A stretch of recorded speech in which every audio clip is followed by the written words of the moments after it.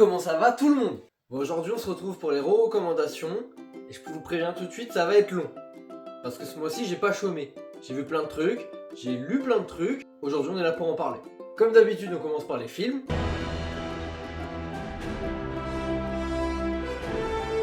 Ce mois-ci, j'ai découvert Madagascar 3. J'avais déjà vu les deux premiers il y a longtemps. Et je me suis refait la trilogie parce que je suis un gamin. Et le 3, je l'ai trouvé trop bien. Il m'avait jamais fait de l'œil. Et là, je sais pas, c'est parti un peu dans un délire. Genre, les deux premiers, on va dire, c'était plutôt pas cohérent parce que ça reste un dessin animé, mais genre, il y avait une logique dans l'histoire, on va dire. Là, ils se sont dit, les gars, on nique tout. On part complètement sur un délire what the fuck. Et ça marche du tonnerre. Franchement, j'ai trouvé ça trop bien, ça marchait trop bien et c'était très cool. L'histoire du film, c'est les 4 amis qui décident de partir d'Afrique suite aux deux et voilà, ils vont se retrouver en Europe pour une raison quelconque et à partir de là, ils vont traverser toute l'Europe avec un cirque. C'est très mal raconté, mais c'est pour pas trop en dire. Donc Madagascar 3, je vous recommande. Voilà. Pour rester dans le thème des dessins animés, ce mois-ci, il y a Super Mario, le film qui est sorti. Et franchement, pareil, c'était trop bien. C'est très enfantin, genre il n'y a pas de message caché ou je sais pas, enfin, de seconde lecture, on va dire, pour adultes. C'est un film comme ça, de divertissement, quoi. Genre, au bout d'un moment, il n'y a pas toujours besoin d'avoir des sous-textes, des trucs comme ça. Le film présente un sujet, c'est ce sujet-là. Voilà, c'était trop bien. L'histoire, du coup, on suit Mario et son frère Luigi qui, suite à un problème de tuyauterie, vont se retrouver propulsés chacun dans un monde différent. Luigi au pays de Bowser, Mario au royaume champignon. Mario, ce héros, va essayer d'aller sauver son frère. Et voilà. Pareil, j'en dis pas plus, de toute façon vous avez vu les bandes annonces. Et franchement, je m'y attendais pas, mais c'était vraiment trop bien. J'ai kiffé, pareil, je le recommande parce que vraiment, c'est du pur divertissement en fait. Et même si je suis pas un gros fan de la licence, je pense. Enfin, j'ai bien apprécié justement. Il n'y a pas besoin d'être un fan exclusif de Mario pour capter les références ou juste passer un bon moment. Donc, si vous avez des gosses, ils vont kiffer.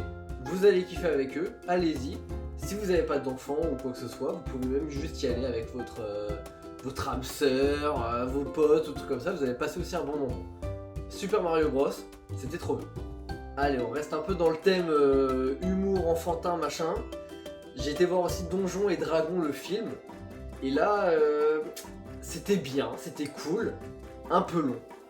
Et tout le monde, j'en ai vu que du bien sur internet, mais faut quand même pas dire que c'est un film de fou quoi. Genre c'est très sympa, hein, franchement ça se regarde très bien, mais c'est très très lambda quoi. Non, franchement je suis peut-être un peu dur, mais je sais pas, j'ai pas trouvé ça fou. Et voilà, après je joue pas au jeu de rôle, hein, apparemment c'est plutôt fidèle au délire et tout. Mais moi j'ai trouvé ça bien, mais sans plus en fait. Genre, par exemple, j'avais passé un très bon moment devant Warcraft le film, et là, pas autant. Donc je comprends pas pourquoi Warcraft a fait casser la gueule, on va dire, alors que je l'ai trouvé mieux, et puis même les effets spéciaux étaient mieux, enfin je sais pas. Bref. Donjons et Dragons, c'est très cool quand même pour ceux qui sont fans du délire un peu Heroic Fantasy plus jeu de rôle. Moi j'adore l'Heroic Fantasy, donc c'est pour ça que j'ai passé un bon moment. Après voilà, ce sera pas ma grosse recommandation du mois. Voilà. Un autre film que j'ai trouvé très bien mais très long, c'est John Wick 4. Alors pareil, j'en ai vu que des bonnes critiques, mais au bout d'un moment les gars, faut savoir s'arrêter quoi. John Wick, ça fait 4 films qu'on le voit affronter des gars à main nue ou avec des flingues ou tout comme ça. Bon. Bref, le premier il a lancé le délire. Genre franchement c'était grave cool. Le deuxième ça l'a prolongé, j'ai trouvé ça trop bien. Le troisième pareil il était cool, mais moins bien que le 2 à mon sens. Et le quatrième, tu sens que ça tire quoi, genre 3 heures de film pour voir des mecs faire des trucs complètement surréalistes. C'était toujours un peu surréaliste, mais là genre c'est vraiment... ils sont immortels les gars. Et c'est ça qui, je pense, qui rend fou, c'est que les gars ils sont immortels, ils ont des costumes par balle, machin, ils ont juste à lever le bras comme ça, genre, ils lèvent le bras, ça part toutes les balles, tu vois, genre là toi tu me tires dessus, je lève le bras, ça part les balles, je suis d'accord, tu vois, mais Et puis la main, le front, enfin faut arrêter au bout d'un moment les gars, les tire des rafales, le gars il lève le bras, il a rien, même les jambes et tout.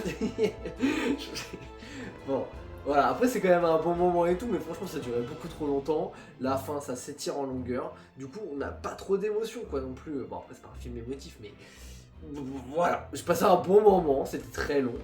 Mais c'était quand même bien. Après, par contre, je suis hype de ouf pour le spin-off, la ballerina avec Anna de Armas, ou de Armas, je sais pas comment on dit. Je suis hype de fou. Mais voilà, faut pas non plus faire n'importe quoi parce que c'est John Wick, etc. Faut savoir s'arrêter. S'il propose un autre truc, j'ai hâte de voir. Pareil, il y a une série continentale, je crois, de prévue. J'attends de voir, ça va se passer dans les années 1800, je crois, ou 1900. Voilà. On n'est pas à l'abri d'une mode surprise, mais faut pas non plus étirer la sauce à toutes les sauces, justement. Sinon, ça va être compliqué, quoi. Enfin bref, John Wick, c'est cool, mais très long. Donc mon coup de cœur du mois, je vais vous le présenter là. C'est Les Trois Mousquetaires d'Artagnan, un film français. Alors, j'avais déjà parlé dans ma vidéo sur le cinéma, Le Chant du Loup, dernier gros film français que j'ai trouvé vraiment bien. Les Trois Mousquetaires d'Artagnan, dès la bande-annonce, j'étais hypé de fou. Là, c'était à la hauteur de mes attentes. Franchement, c'était trop bien. Les trois mousquetaires principaux, donc Athos, Aramis, Porthos, ils ont chacun leur spécificité, on va dire, leur caractéristique, quoi. C'est pas juste trois rangers de l'espace qu'on met l'un à côté de l'autre.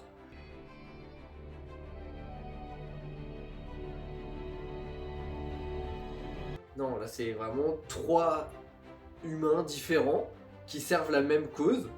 Et même s'ils sont secondaires par rapport à D'Artagnan qui lui est le personnage principal, ils ont tous leur moment et tu ressens vraiment que malgré tout ça c'est une équipe et je trouve ça cool. Mais voilà, franchement j'ai cru à 100% au personnage malgré les grosses têtes d'affiche, des fois ça coupe un peu les délires. Là franchement on y croit, le film est très cool, très bien réalisé, il y a des plans séquences plutôt enfin je vais pas dire corrects, ils sont très bons tu vois. Donc, très bon film, Les Trois Mousquetaires d'Artagnan. J'ai pas parlé d'Eva Green, mais pareil, elle est incroyable. De toute façon, Eva Green, elle est toujours incroyable. Alors, donnez-moi un truc où elle est pas incroyable, Eva Green. Voilà, vous y arrivez pas. Il y a la suite qui sort en fin d'année, Les Trois Mousquetaires Milady, du coup. Donc, avec Eva Green qui aura encore un plus grand rôle, je pense. Et je suis hype. J'attends pas que ça, mais je suis méga hype. Les Trois Mousquetaires, c'est validé. Faut y aller. J'ai regardé Le Parrain 2. Le Parrain 2 du coup qui date des années 80 je crois, ou 70, je sais plus. J'avais beaucoup aimé le premier, même si un peu long. Et là ils se sont dit les gars on va rajouter 30 minutes de film pour le 2. Alors j'aime bien hein, toujours, mais pareil 3h20 de film. Dans les années 70 ou 80 quand le rythme est un peu lent, et franchement ça se sent. Voilà, le film était très bon, Al Pacino toujours incroyable. Donc là, l'histoire, c'est on suit Michael Corleone qui essaye de déjouer un complot contre lui. C'est très mal raconté, pareil, je suis vraiment nul pour ça. Le film était très bon, mais 3h20, j'ai un peu soufflé quand même. J'ai un peu trouvé ça long. Donc voilà, Le Parrain quand même, un gros monument. Je comprends l'enthousiasme autour du film. J'attends de voir le 3 maintenant, je le regarderai pour le mois prochain. Parrain 2, validé aussi. Même si voilà, 30 minutes de moins, ça m'a pas fait de mal. Allez, maintenant on passe aux séries. Il n'y en a pas beaucoup, ça va aller très vite.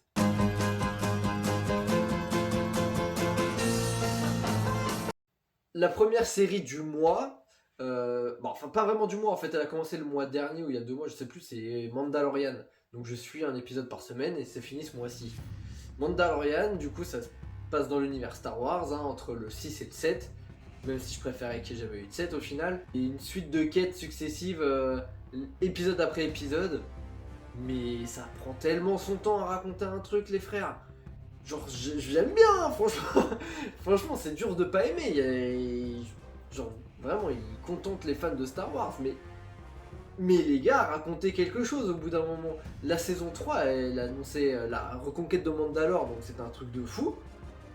Et en vrai, il y a 4 épisodes là-dessus, peut-être. Le reste, c'est. Voilà, il y a encore des mini-quêtes pour faire avancer un peu le schmilblick. Mais c'est long, quoi. Il y a. Je sais plus, 8 épisodes, peut-être. Je sais même plus, vous voyez, j'en perds le compte. Et ça propose pas grand-chose, hein, franchement. Après, c'était cool. Voilà, c'est cool. Ça se regarde. Ça se regarde. Mandalorian, je recommande vraiment pour les fans hardcore de Star Wars qui veulent rien louper. Pour ceux qui s'en battent un peu les steaks, bah regardez pas les gars, hein. Franchement, franchement je suis désolé mais je vais pas vous forcer quoi, genre c'est pas avec cette série que je vais vous vendre l'univers, hein. Regardez Andor pour ça, Andor ça tue par contre. Bon allez, là je vais vraiment vous parler d'un truc qui était très bien, His Dark Materials, à la croisée des mondes. Alors c'est la série qui reprend le bouquin officiellement, parce qu'il y a eu un film en 2007.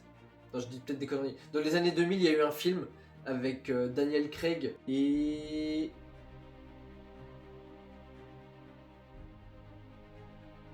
Nicole Kidman pour jouer Madame Coulter. Donc, je sais pas pourquoi ça a pas fait son taf au box-office, ça a été un échec. Ils ont jamais fait la suite. Après, moi j'avais bien aimé le film, je l'ai jamais revu, je crois, depuis.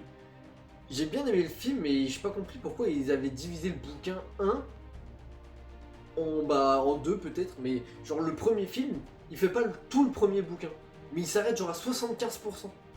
Ah, je comprends pas, je comprends pas pourquoi ils ont fait ça. Du coup, c'était réadapté en série là il y a 3-4 ans, avec l'auteur du livre, enfin des livres, parce que c'est une trilogie, des livres en producteur. Du coup, bah, il avait un peu la mainmise dessus, donc ça c'est cool, très bon choix. Et la série, du coup, c'est 3 saisons, une saison par bouquin. Donc ça suit très bien le livre, à quelques exceptions, des grosses exceptions même, ça m'a peut-être un peu dérangé, mais ça dérange en rien le récit, genre c'est pas des grosses différences qui font chier quoi, c'est vraiment, ça apporte quelque chose de différent, c'est une adaptation après tout, et bah c'est très cool. Du coup le dernier épisode, moi je l'ai regardé ce matin, parce que ouais la saison 3 j'ai eu du retard, en vrai elle est sortie fin d'année dernière, mais bah j'ai kiffé ma race, franchement, ça suit très bien le bouquin, l'actrice principale c'est Daphne Keane, qu'on a pu découvrir dans Logan, qui jouait X-23, franchement, elle est vraiment très forte cette gamine. Il y a... comment il s'appelle? Il y a James McAvoy, voilà. Il y a James McAvoy qui joue Lord Asriel, et une autre actrice que j'ai déjà vue quelque part, impossible de me rappeler son nom, je l'écrirai là, je pense là, qui joue Madame Coulter, et bah franchement je trouve ces deux acteurs hyper bien choisis pour jouer les personnages. Franchement, elle est glaçante. Et lui, il est en même temps badass et bien énervant. Genre, t'as envie de lui mettre des tartes quand même, des fois. Donc, après, on est où? Surtout James McAvoy, on le voit pas énormément, parce que bah, c'est pas lui le personnage principal. Mais voilà, donc, j'en dis pas plus. Enfin bref, l'histoire, pour contexter le truc, on suit Lyra. En français, c'est Lyra, je crois. En anglais, c'est Lyra. Donc, on suit Lyra avec son animal qui s'appelle un démon. Voilà, tous les habitants de ce monde ont un démon. C'est l'équivalent de leur âme en fait, mais qui sont matérialisés à côté. Bref, Lyra grandit à Oxford en Angleterre, de ce monde-là. Et un jour, elle va être emmenée de son plein gré, hein, pas de force, rien du tout, par Madame Coulter. Et à partir de là, il va y avoir toute une histoire complètement, pas folle, mais inattendue.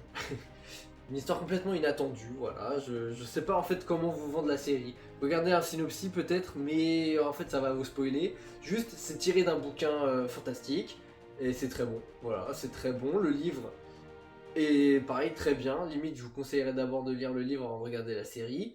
Mais une série, ça se regarde beaucoup plus rapidement que de lire 3 livres. Donc faites comme vous voulez. Je recommande donc À la croisée des mondes, le bouquin ou la série. Faites votre choix, c'est très bien. Place au bouquin.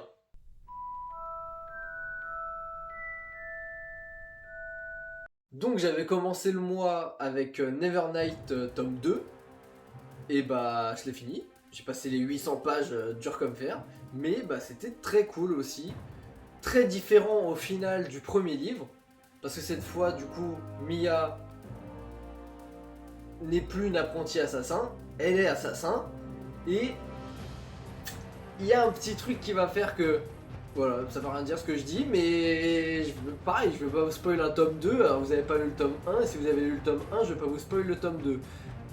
Même si c'est marqué 4ème de couverture. Juste Mia est une assassin, je sais rien, ça me saoule. Plutôt que de vous raconter l'histoire, je vous invite fortement à le lire, c'était très bien écrit. Il y a peut-être un passage ou deux qui servent à rien, comme dans le tome 1, notamment les scènes de sexe. Franchement, ça je comprends pas, les mecs ils écrivent la main dans le slibard, c'est pas possible. Mais sinon, le livre était très bien. 800 pages, c'est peut-être un peu long, mais voilà. Il y a des tenants, des aboutissants, tu comprends pourquoi il y a 800 pages au final. Donc très cool, très bien écrit, des nouveaux personnages très intéressants. Franchement, bah bravo.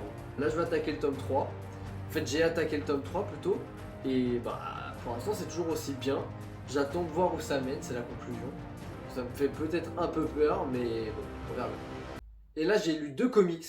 Alors très différents l'un de l'autre, même si c'est la même maison d'édition qui est DC Comics.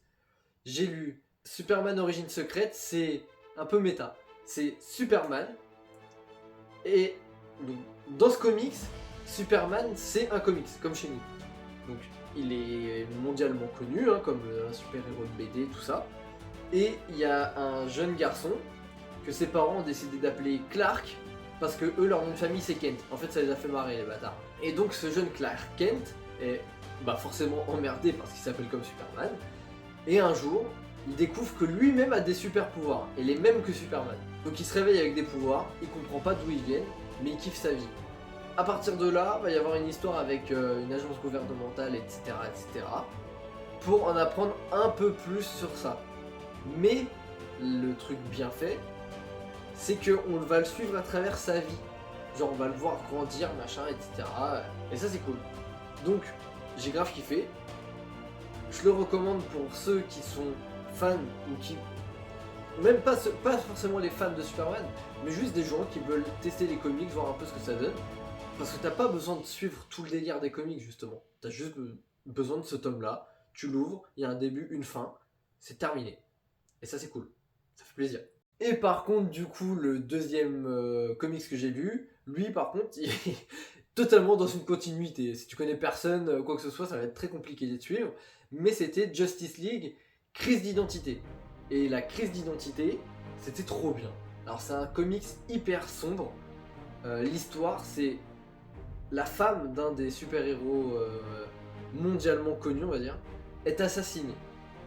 À partir de là, il y a toute une enquête pour savoir qui, pourquoi et comment aussi, mine de rien. Parce que dans un monde de super-héros, les apparences sont parfois trompeuses. Voilà, à partir de là, et donc il y a toute cette enquête, etc. Et c'est complètement fou. C'est très sombre, parce que on parle de meurtre, d'autres sujets qui font pas plaisir, et vengeance, etc. Et voilà, franchement c'était très bien, j'ai adoré ma lecture. Je le recommande totalement pour ceux qui sont un peu plantés dans l'univers, ou même juste si vous avez des connaissances.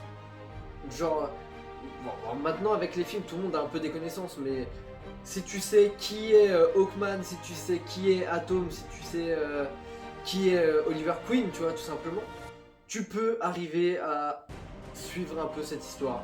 T'as pas besoin de connaître tout le monde, même moi, hein, je suis un peu calé, mais vite fait, tu vois. Genre, il y a plein de persos que je connais, plein de persos que je connais pas. J'ai vu des gens que je connaissais pas, ça a aucun moment empêché ma lecture. C'était vraiment très bien. Je pense que c'est vraiment la meilleure chose que j'ai lue en comics depuis un petit moment. Ouais, franchement, après j'en lis pas tous les jours non plus, mais voilà.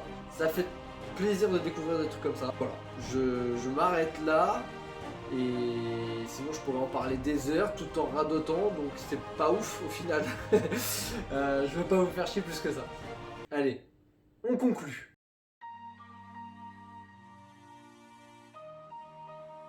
Ce que je vais surtout retenir du mois, du coup, c'est Justice League Crise d'identité parce que j'ai vraiment aimé. Never Night c'était très cool, j'attends de voir la suite. Super Mario Bros, très cool, franchement j'ai adoré. Madagascar, très bonne surprise, hein, franchement, très bonne surprise, je sais pas quoi dire de mieux. His Dark Materials, très bonne série qui suit un très bon bouquin. Et Les Trois Mousquetaires d'Artagnan, qui est vraiment un coup de cœur, que j'ai vraiment adoré. Peut-être un peu sombre niveau luminosité, mais j'ai vu l'épisode 3 de la dernière saison de Game of Thrones, alors je peux tout voir de gris, de sombre. Non, voilà. Tout ça c'était très bon. Les autres un peu moins, mais voilà, vous venez de voir de toute façon la vidéo. Je vous fais des bisous, profitez de votre week-end, profitez de la vie. Dites-moi dans les commentaires ce que vous avez vu, lu, jouer, quoi que ce soit, faites-vous kiffer.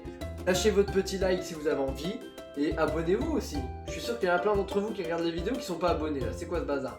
Allez, on s'abonne. Ça me fait plaisir. Donc je vous fais des bisous. Et puis à la prochaine.